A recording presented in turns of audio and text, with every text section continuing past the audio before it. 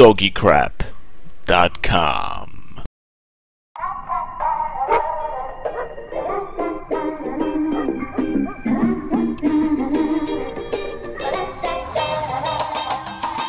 Do you want a dog who's friendly and trustworthy around people and other dogs?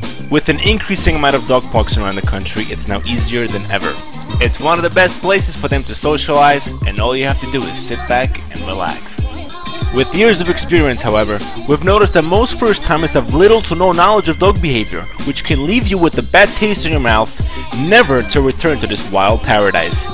In this guide, we will talk about how to approach a dog park and what you might experience once you're in there.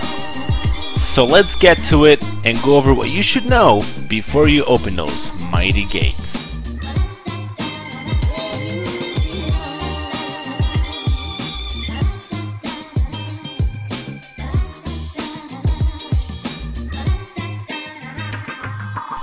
First of all, figure out a time that you are most likely to go. Chances are that the same dogs will show up at the same time each week. Watch for anything that might be of concern. People seem to think that their pets are innocent children that will never do anything wrong.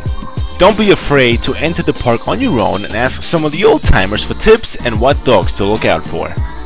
Now let's go over some of the dog personalities that you might encounter on your first trip to the dog park.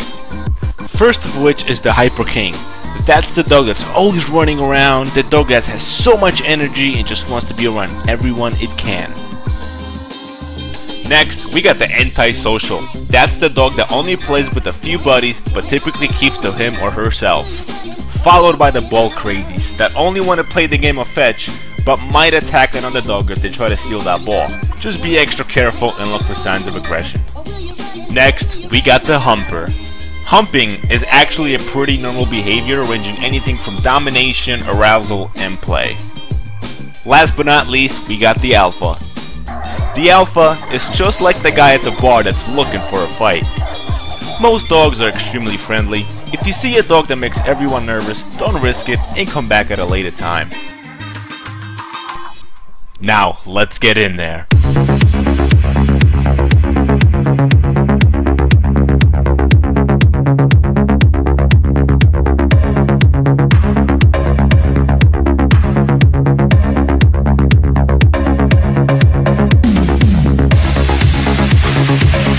As you approach the park, you'll notice that all the dogs run up to the gate like a pack of wild animals.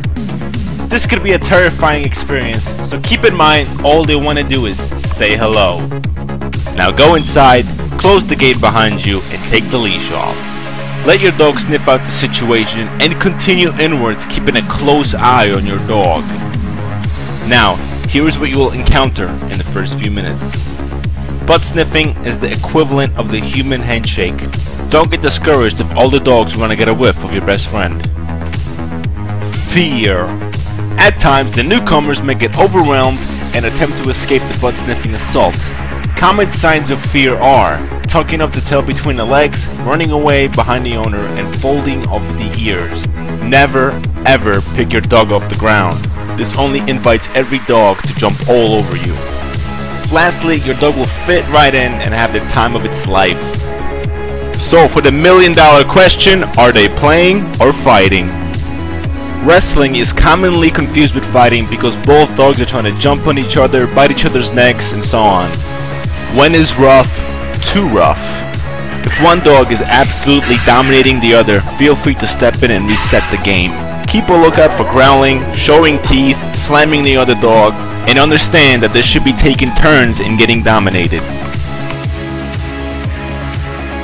Keep in mind that dogs are like people. Even the best have their bad days, so don't listen to those that had one bad experience at the park and never returned. Just stay vigilant, correct your dog if you have to, and ask others in the park for advice if you need it. And clean up after your dog, don't be that guy.